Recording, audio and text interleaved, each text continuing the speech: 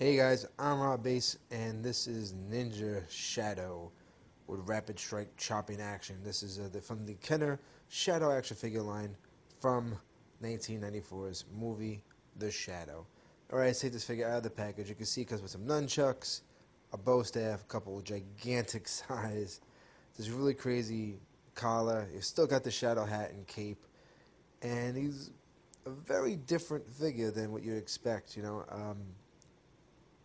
I just love the fact that the size are basically about the same size as his body. There's no way those handles should be that big. It seems like these parts are borrowed from another action figure line. Maybe Kenner had some leftover weapons from I honestly, I don't know where they came from.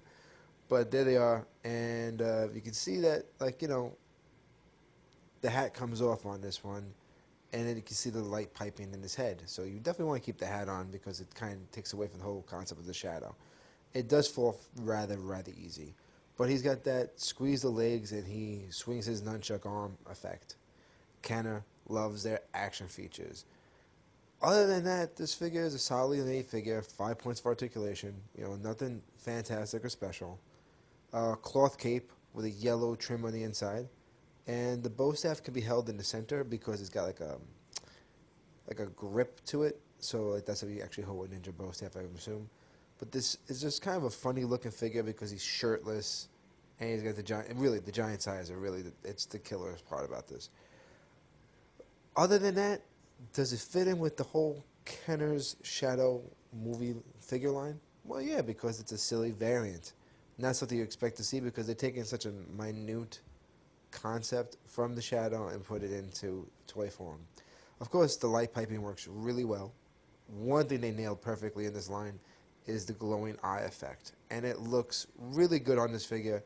Works well, even though the figure looks rather silly.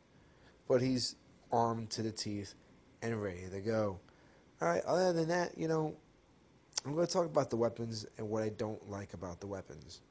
I think the nunchucks work pretty decently, but it's the size. Look at the size of these weapons.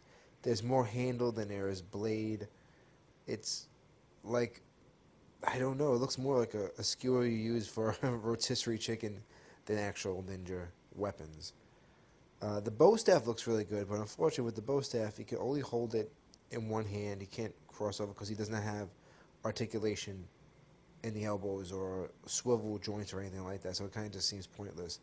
And the handles on the sides are rather wonky and don't really fit well in the left hand as it does so much in the right hand.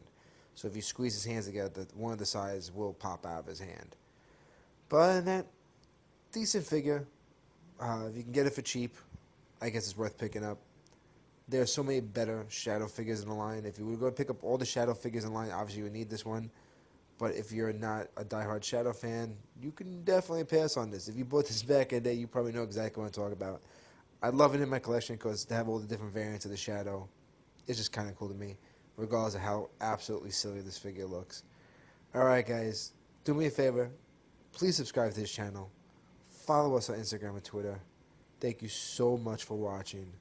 Go to alternativeminds.com on the daily, and we'll have more retro reviews and more other reviews along the way. Please check out the other Shadow reviews, and until next time guys, remember, they're your toys. Play with them the way you want.